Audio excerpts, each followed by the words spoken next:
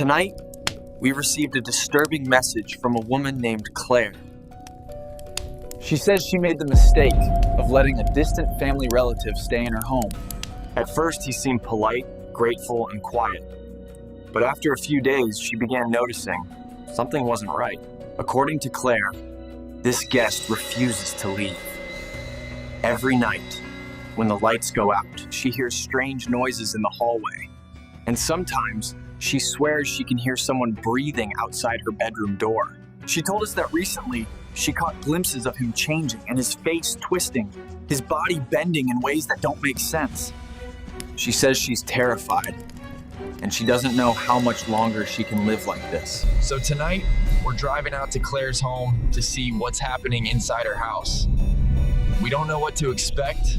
But if her story is true, this could be one of the most disturbing encounters we've ever documented.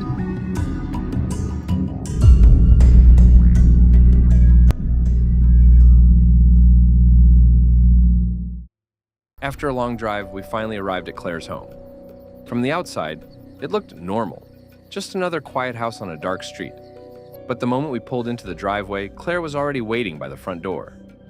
Her body language told us everything. She was nervous, pale, and desperate. When we walked in, Claire explained the full story. She said that the man staying with her introduced himself as her cousin, though she barely remembered him from childhood. He asked for a place to stay for just a few days. Out of kindness, she agreed. But days turned into weeks. He never mentioned leaving, and during that time, Claire said she barely saw him eat or even sleep. He would sit in the living room for hours at a time, just staring at the wall, completely motionless. Claire also told us that every night she hears strange noises scraping along the floorboards, low growls echoing through the walls, and heavy footsteps pacing her hallway.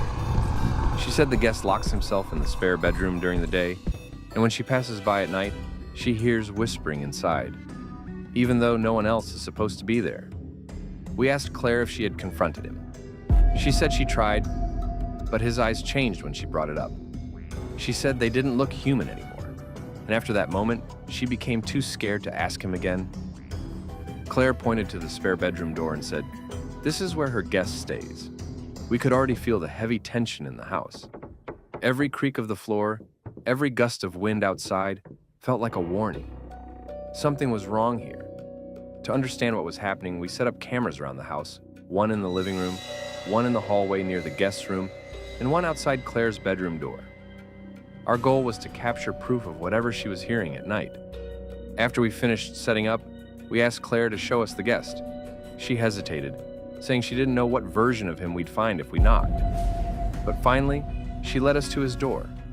We knocked gently, no response. But after a few seconds, the doorknob rattled from the inside. Slowly, the door creaked open. Standing there was the guest. At first glance, he looked normal enough, a tall man with pale skin and tired eyes. But there was something off about the way he moved. His neck tilted unnaturally to the side, his smile stretched just a little too wide, and his eyes, they didn't blink.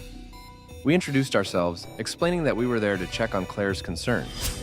He just stood there silently for several seconds, before finally muttering, "I like it here. I am not leaving." Then, without another word, he shut the door in our faces. That was enough to send chills down our spines. Claire whispered that she didn't even recognize him anymore. She said he didn't speak like that when he first arrived.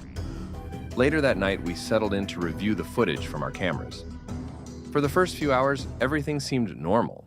But then, sometime after midnight, we started hearing noises coming from the hallway. On the hallway camera, we saw the guest's door creak open. He stepped out, but he didn't walk normally. His body jerked forward in sharp, unnatural movements. He began pacing the hallway, dragging his fingers along the wall. At one point, he stopped directly in front of Claire's bedroom door. The camera captured him pressing his ear against it, listening to her breathing inside. Minutes later, his body started to shift. His arms stretched longer than they should. His jaw unhinged slightly, and his eyes glowed faintly in the dark. He scratched the door with long nails that hadn't been there before. Claire whispered to us from inside her room that she could hear him. She said she was frozen in bed, too afraid to make a sound. After pacing for nearly half an hour, the guest suddenly turned to the camera. For the first time, we saw his face fully. His skin was pale and stretched tight, his teeth too sharp, and his smile impossibly wide. He stared directly into the lens, as if he knew we were watching. Then, without warning, he dropped to the floor and crawled back into his room. The next morning, we showed Claire the footage. She broke down crying, saying she had been living like this for weeks. She begged us to make him leave, but we weren't sure if he was even human anymore. When we went back to the spare room, we found the door wide open. Inside, the bed was torn apart, claw marks stretched across the walls, and the window was shattered. The guest was gone. We searched the neighborhood, but there was no trace of him. It was as if he vanished into thin air. Claire told us she was terrified he might return.